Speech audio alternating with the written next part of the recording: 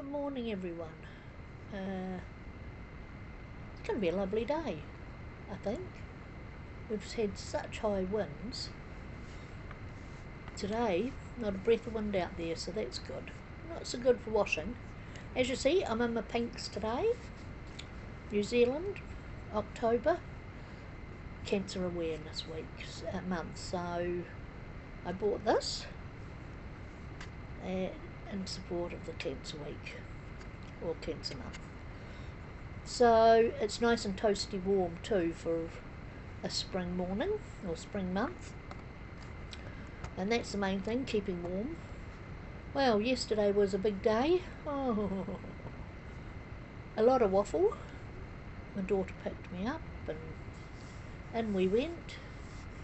We only saw 4 or 5 people, I suppose, for this pre-admission meeting, which wasn't really a meeting at all. It was just like, the first one was the nurse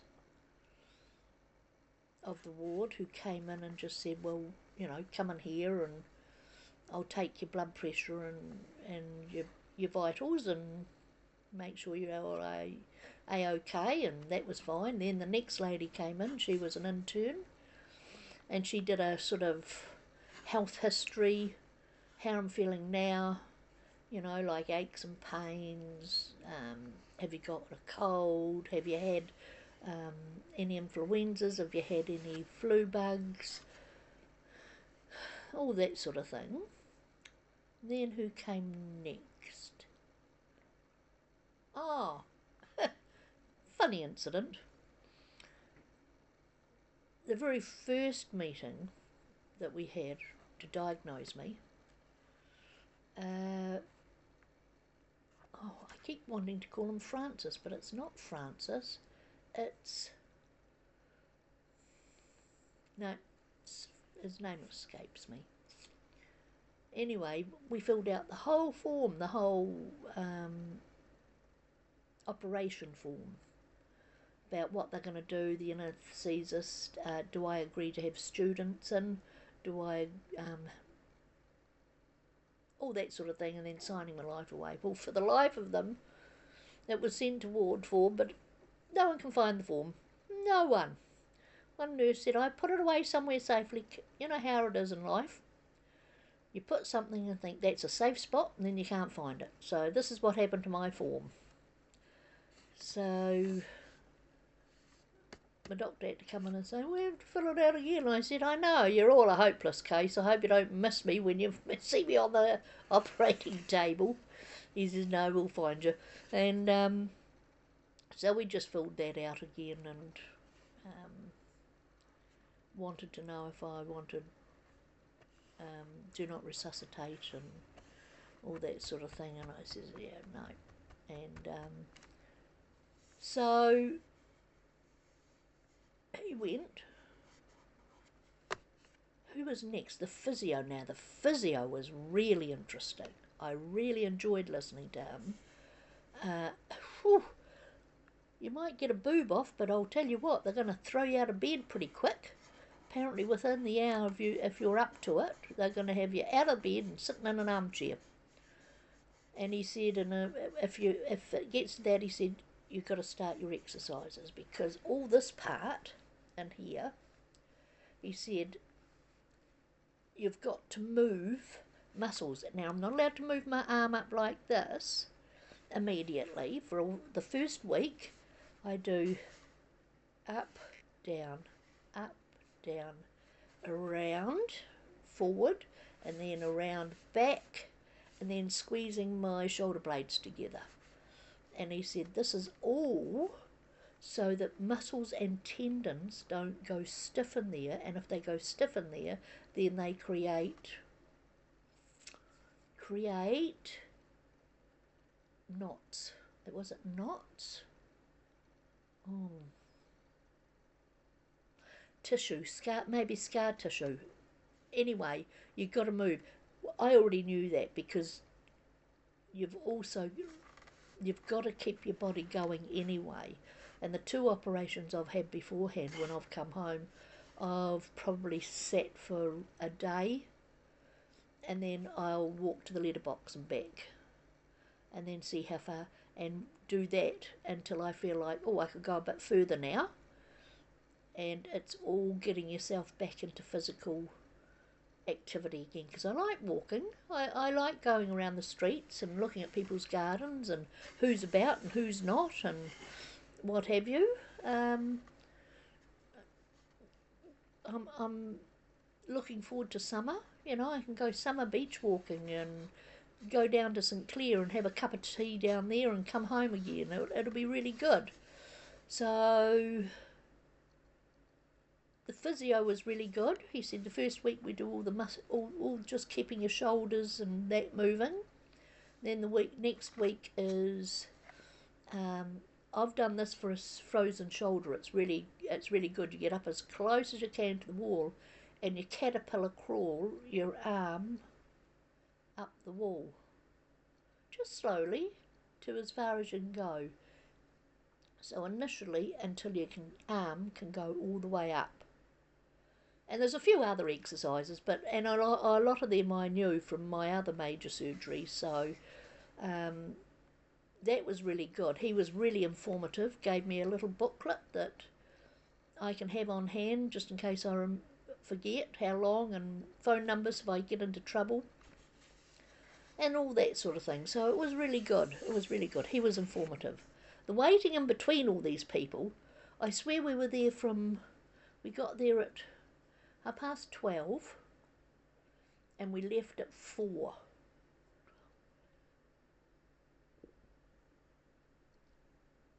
One, two, three, 4. So that's 3.5 hours. Well, if you take out useless talk and waiting times, we would have been in there for an hour. So anyway, the physio goes, then comes in the cancer nurse, who gave me the same spiel as she did when I was in the first meeting. You know, this is what's going to happen, this is the aftercare. She did say that if I get a prosthesis, she went a wee bit more depth of that the government will give me money towards one. But that's further down the track. I'm not even thinking about that at the moment. And then she tootled off after giving me all her spiel. And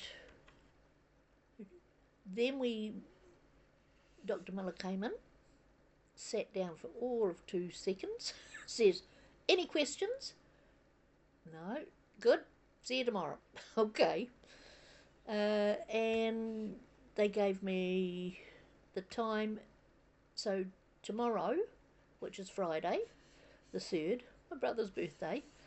So Friday the 3rd, I have to be in the ward at 6:45 in the morning. I'm first on the list. Isn't that great?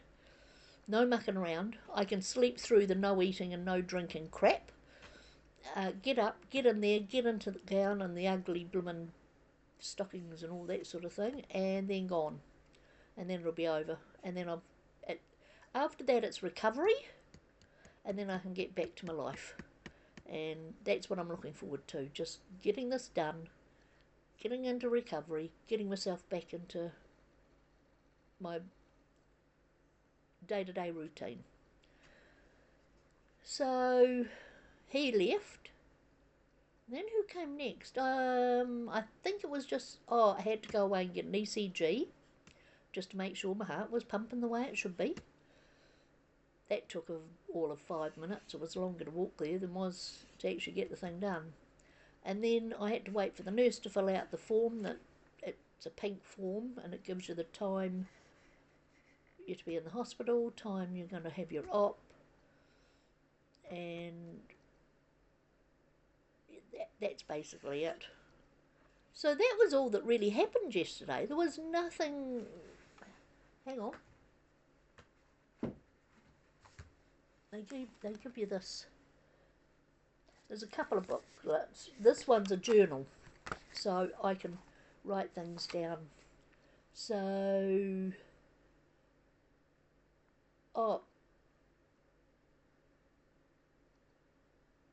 no. And they talked about the district nurse coming, which we already knew. The physio was good, and that's it. Oh, and off today, I'm off to see the ladies that did the bone density scan. I'm going back there again today, and what they do, I'm not looking forward to it. What they're going to do is they're going to inject a, what they call it, a radiation sensor into my boob. And what it does, it'll stay near my nodes, my lymph nodes. And what happens is it stays there until I'm under surgery. And the doctor apparently, it's really fascinating. The doctor has this little probe, little like a pen, and it like a light, and he puts it on my boob, and he can trace or make that liquid get to, and it shows you where the first node is.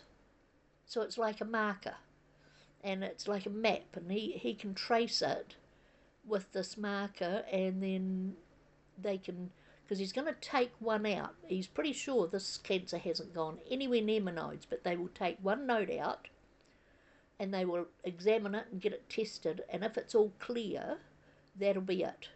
If there is a cancerous there, they'll go and take a few more out, but he's pretty sure there won't be any.